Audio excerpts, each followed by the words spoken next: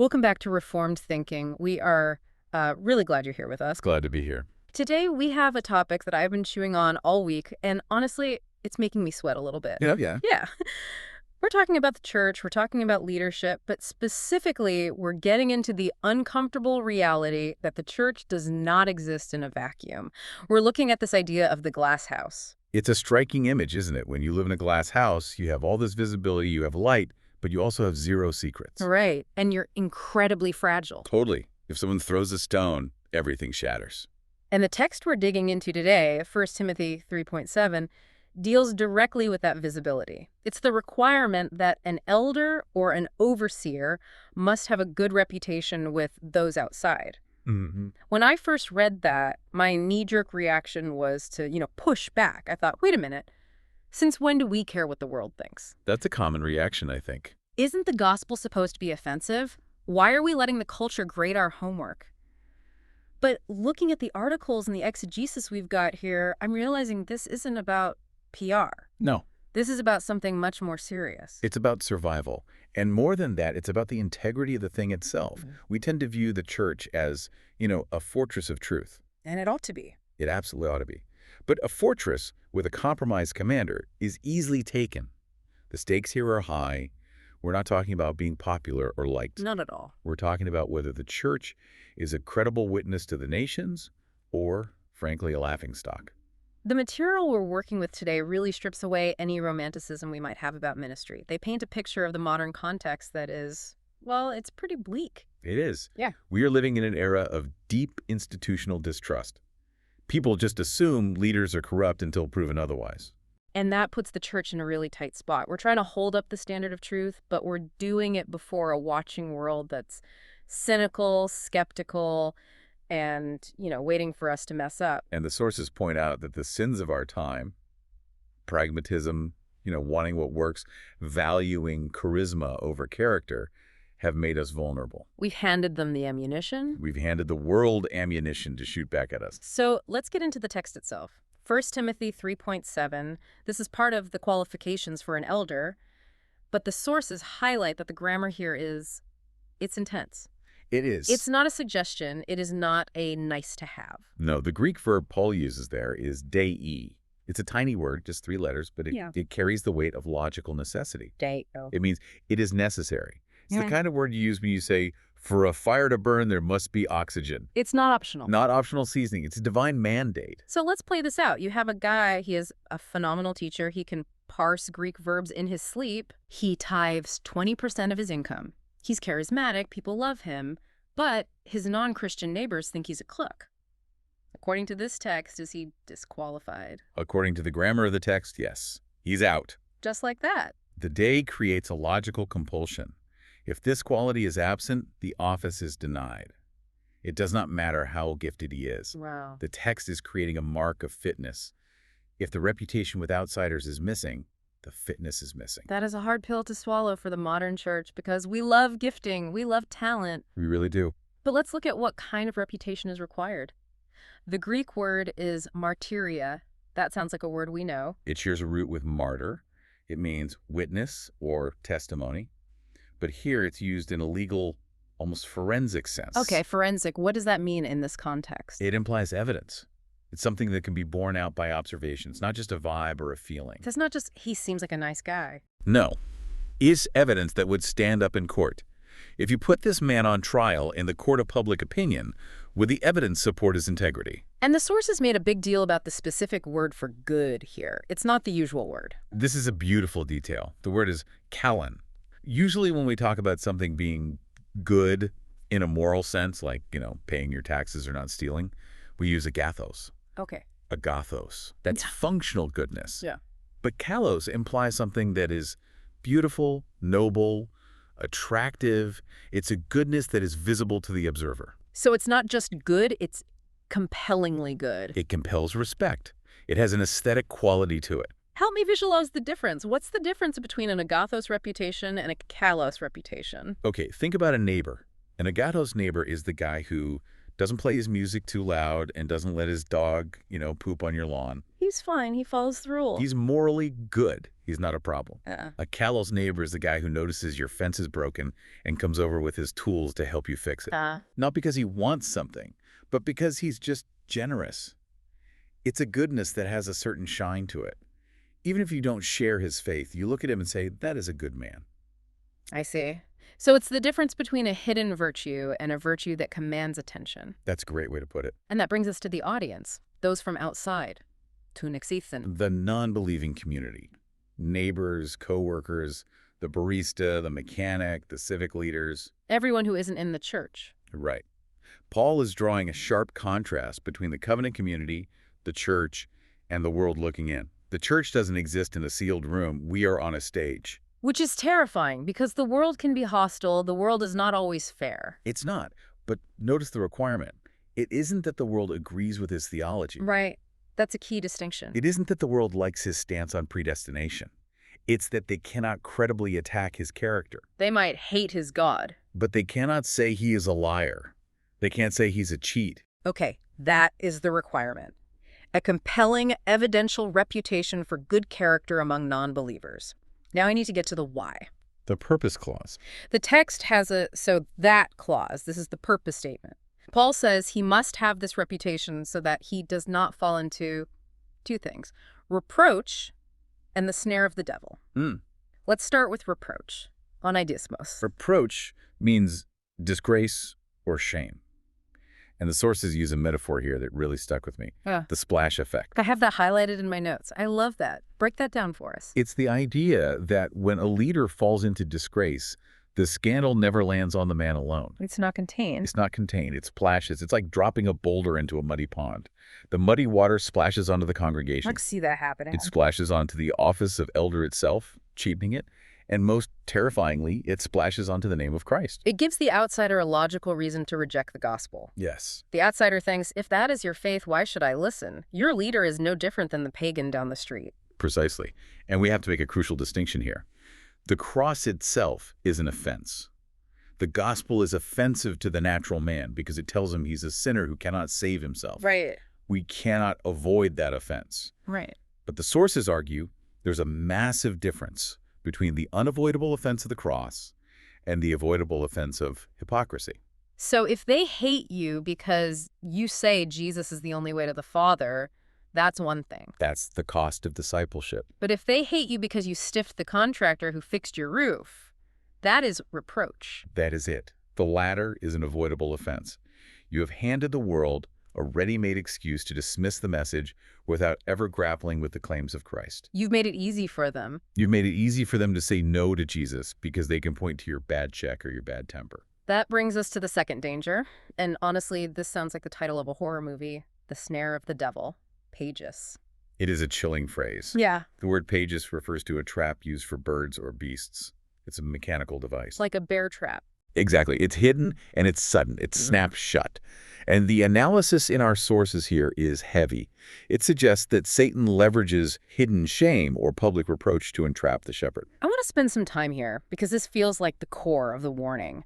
How does a bad reputation become a snare? What are the mechanics of that trap? Think about blackmail. It doesn't even have to be literal blackmail from a person.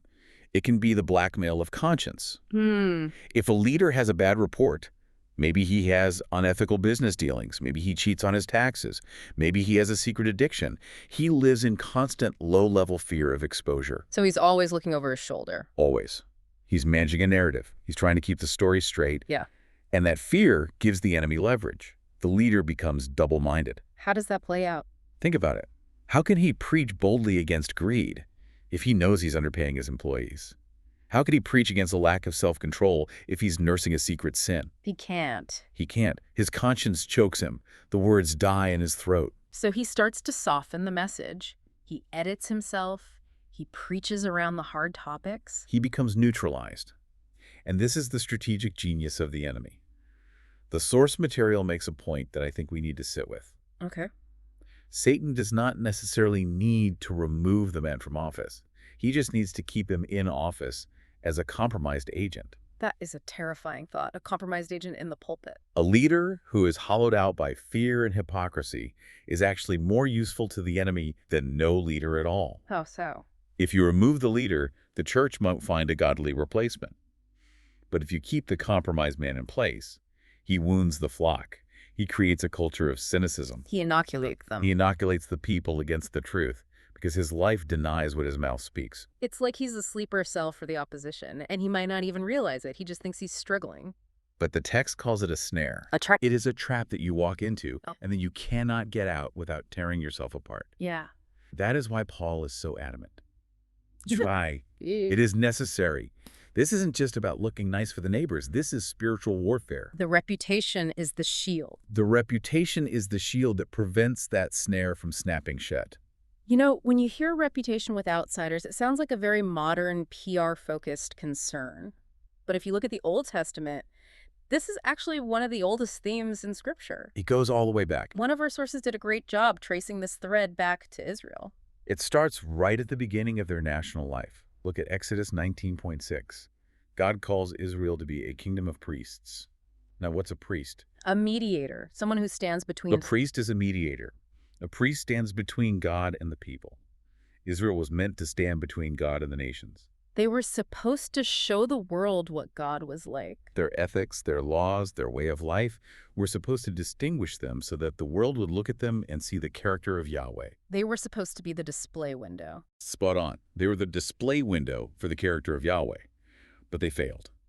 And the tragedy of the exile, as Ezekiel 36.20 puts it, is that they profaned God's name among the nations. Profaned is a strong word. It means to treat something holy as common or dirty.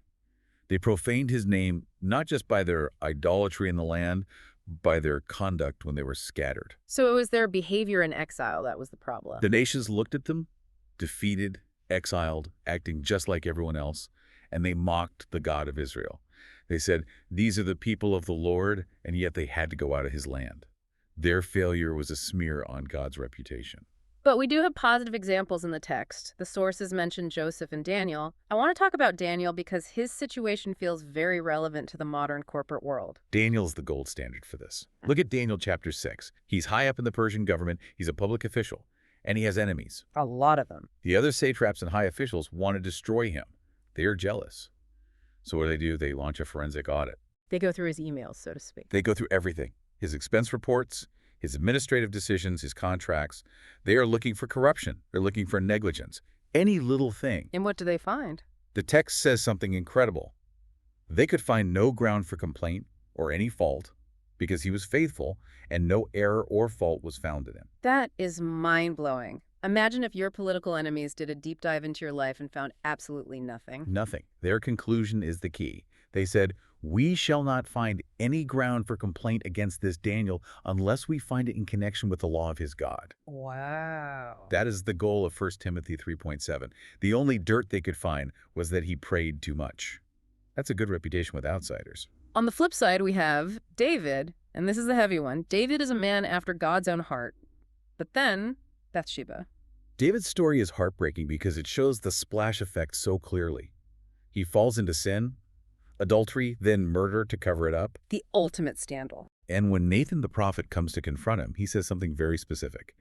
After laying out the consequences, he says, "By this deed you have given occasion to the enemies of the Lord to blaspheme." And we know David repented. We have Psalm 51. He was forgiven. He was fully forgiven. His standing with God was restored. But the reproach remained. The source material emphasizes this distinction strongly, and it's one we often miss.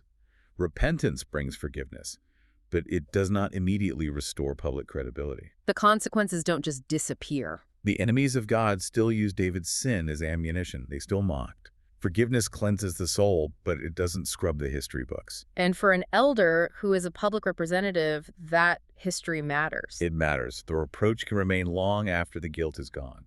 Moving into the New Testament, we see this theme continue.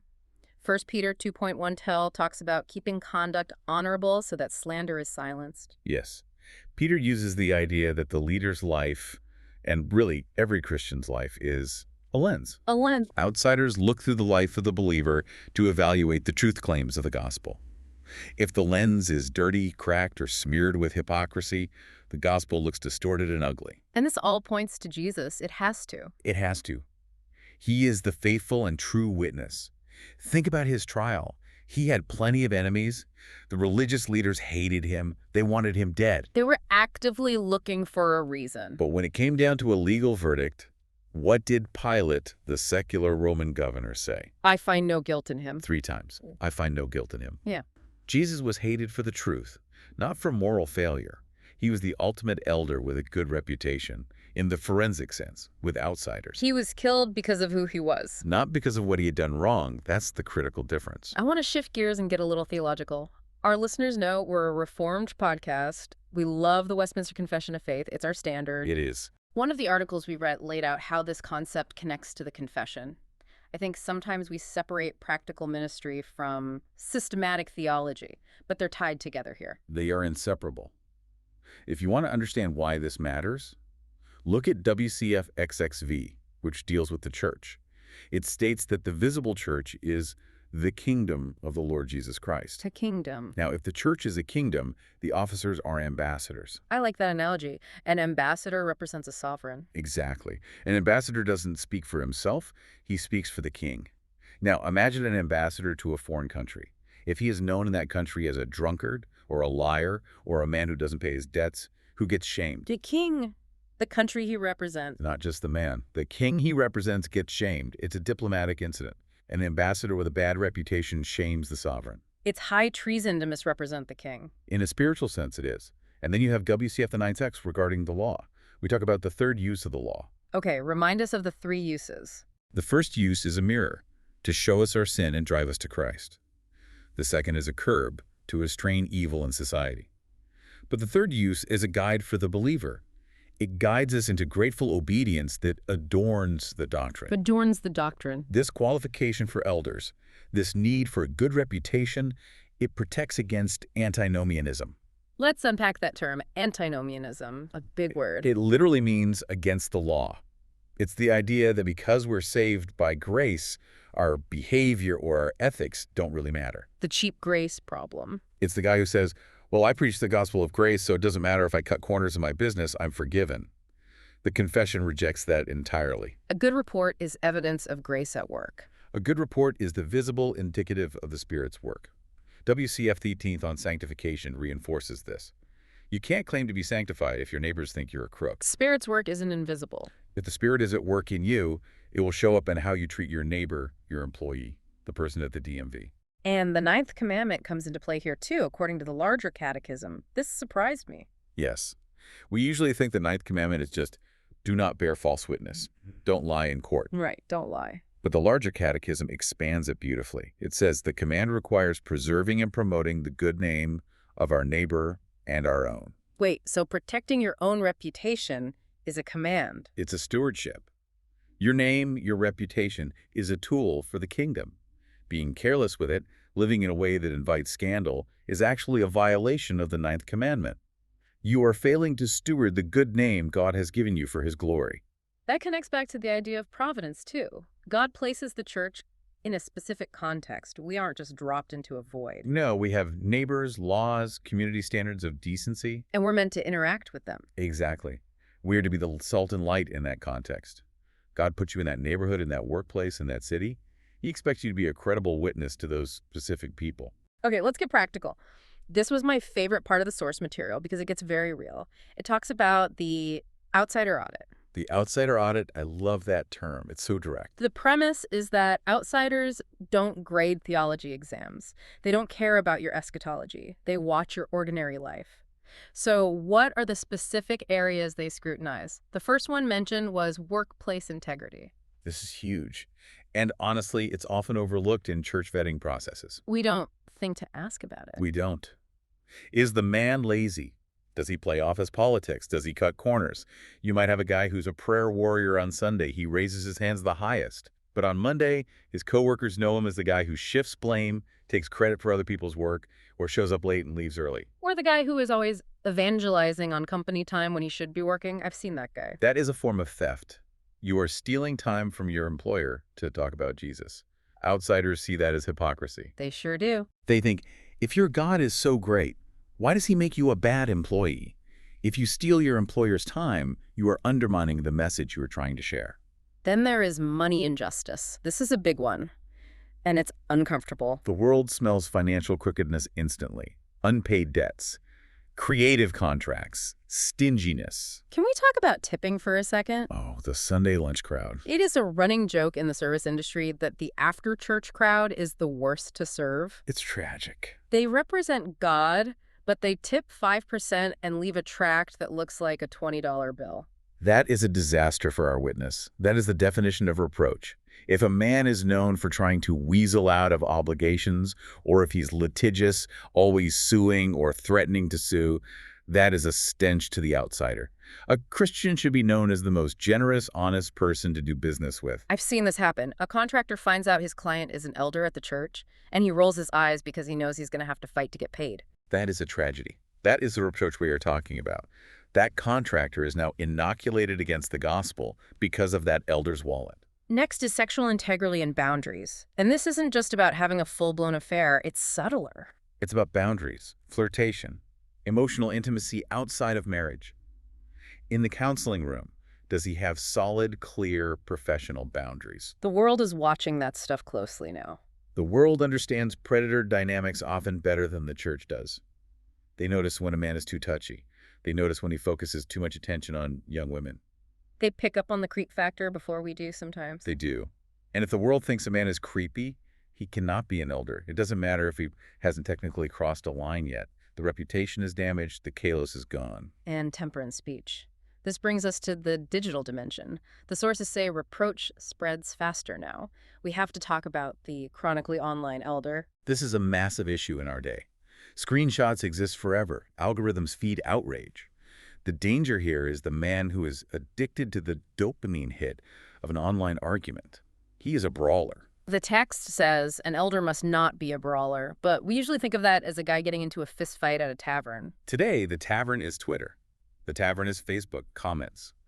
If a man is online, mocking people, being sarcastic, being cruel, engaging and dunking on his theological opponents, he is a brawler. Even if he's defending the truth. Especially he's defending the truth, because the truth of Christ must be defended with the character of Christ. If you are defending sound doctrine with a venomous tongue, you are tearing down with your hands what you are building with your words. And the outsider, the watching world, sees that venom. They see it, and they think this is what a Christian leader is. He's just as mean and angry as the political pundits I watch on TV. It destroys credibility instantly. This leads us right into the modern errors section. We've established what's required, but why are we struggling with this? One big reason the articles point to is the idol of authenticity. This is a very tricky cultural current. We value being real. And being real has come to mean sharing my mess. I'm just a broken person leading broken people. We hear that all the time. Right. And there is truth in that. We are all sinners. We are all in need of grace. But the error comes when we confuse transparency with qualification. Say more about that. The Horse material makes a vital distinction. It's one thing to say, I struggle with sin.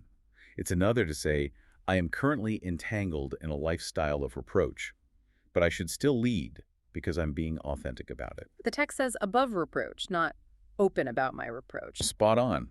Appointing a man who is currently entangled in reproach is not grace. It is cruelty. Cruelty, that's a strong word.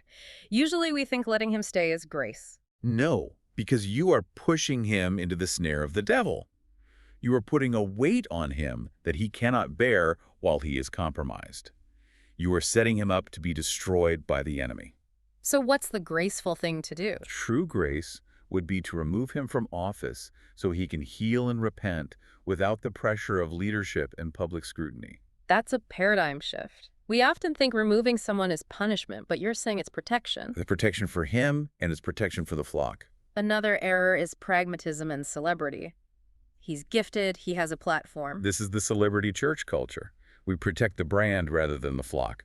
We see a guy who can draw a crowd, who is a great speaker, who sells books. The numbers look good. And because of that, we overlook the character flaws. We ignore the rumors about how we treat staff. We ignore the questions about how he handles money because the results are good. The seats are full, the budget is met. But the results are a house of cards. When the public face collapses, and it usually does if the character isn't there, Public confidence in the gospel collapses with it. We have seen this headline too many times. Megachurch pastor falls. Yeah. And the world loves it. It confirms their bias. It confirms their bias that we're all hypocrites. Now, we need to make a careful distinction here. We talked about this a bit with Jesus, but let's clarify. Persecution versus reproach. Because leaders will often use persecution as a shield. This is critical. Yeah. If people are criticizing a leader, he might say, well, the world hates the truth. They're attacking me because I preach the Bible. They're attacking me because I stand for traditional marriage. And that might be true. Yeah. But we have to investigate. We have to be honest. Do they hate him because he preaches the exclusive Christ? If so. If so, he is blessed. That is carrying the cross.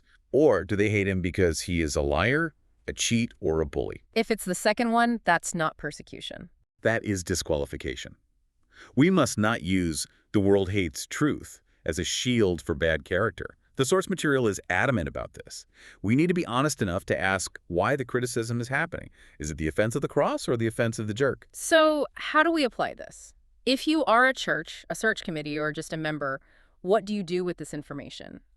The sources suggest a radical step for search committees. And honestly, this sounds awkward. It is awkward, but it is necessary. Do not rely on impressions or rumors from within the church bubble. We have to get outside our own echo chamber. Do the hard work. Talk to non-Christian neighbors. Talk to former employers. Can you imagine a pastoral search committee calling up a candidate's old boss at a secular insurance firm and asking, was he honest? It sounds extreme, but it's actually just due diligence. That is the outsider audit. Think about it. If that boss says, he was the hardest worker I had, I trusted him with the safe, and I was sad to see him go, that is gold. That's Maria. That is evidence. That is powerful testimony. But what if he says he was always cutting corners, he was difficult to work with, and he left us in a lurch? Then that is a massive red flag that you cannot ignore. You cannot spiritualize that away. You can't say, well, maybe he just didn't fit the corporate culture. Character is character. If he was dishonest there, he will be dishonest in the church finance meeting. So the advice is to look for patterns, not snapshots. Right. Everyone has a bad day. Everyone has a moment of weakness. We're looking for character traits. Is there a pattern of deception, a pattern of rage, a pattern of financial irresponsibility? And the advice to the search committee is slow down. Better to have fewer elders than unqualified ones. An empty seat is better than a seat filled by a man who will bring the snare of the devil into the boardroom. Sobering. The church can survive with fewer leaders. It cannot survive with compromised leaders. What about for the candidate or the guy listening right now who wants to be an elder someday? Cultivate credibility long before you seek office. Be the same man at work as you are at church. And this is the punchline from the sources. If you must hide it, you must kill it. If you must hide it, you must kill it. That hits hard. If you are doing something right now, a habit, a relationship, a financial practice, that you would be terrified for the church to know about, you are already in the snare. You are already compromised. You need to deal with that sin, kill it, before you even think about leading God's people. Finally, how do we handle accusations? Because in this glasshouse world, false accusations happen too. We can't be naive about that. They do. We live in a litigious, accusatory culture. The key is to avoid two ditches. Which are? Mob justice on one side and institutional cover-up on the other. So we don't just believe every accusation, but we don't just dismiss them either. Use ordinary lawful inquiry. Don't panic. Investigate. Distinguish between doctrinal hostility and moral concern. And do it with a spirit of protecting Christ's honor, not the institution's image. It seems like the default setting for institutions is self-protection. Protect the brand. It is. But the church is not a corporation. It's the household of God. We protect the honor of the master, not the comfort of the servants. If a servant is misrepresenting the master, the most loyal thing we can do is remove the servant from his public post. As we wrap up this deep dive, I want to circle back to where we started. This sounds heavy. It sounds like a high bar, above reproach, good reputation with outsiders. It feels almost impossible. It's a high bar. It's meant to be. Yeah. It's meant to be a protective wall. 1 Timothy 3.7 is there to safeguard the church from the snare. But is there hope for us? Because none of us are perfect. We all have days where we aren't the best neighbors. We all fail. That's the most important thing to end on. The ultimate hope is not in our moral performance. It's in our union with Christ. He is the only truly above reproach overseer. The one in whom Pilate found no guilt. Exactly. Our reputation should eventually point to him. The goal isn't that outsiders look at an elder and say, wow, what a great man, he's perfect. That's not the goal. The goal is that they look and say, there is something different about him. He admits when he's wrong. He's honest when it hurts. He has a peace that doesn't make sense. So they see the beauty of the Savior who changes men. That is it. We want them to see the fruit of the gospel. A good reputation is just the clean window that allows them to see Christ clearly. It's not the painting. It's not the painting itself. It's the glass that lets you see the painting. That is a beautiful place to land. It takes the pressure off being perfect and puts the focus on being His. Amen. Thank you for walking us through this. This has been a heavy but necessary conversation. My privilege. And to you listening, thanks for joining us on Reformed Thinking. We hope this deep dive helps you look at leadership and your own life with fresh eyes. Until next time.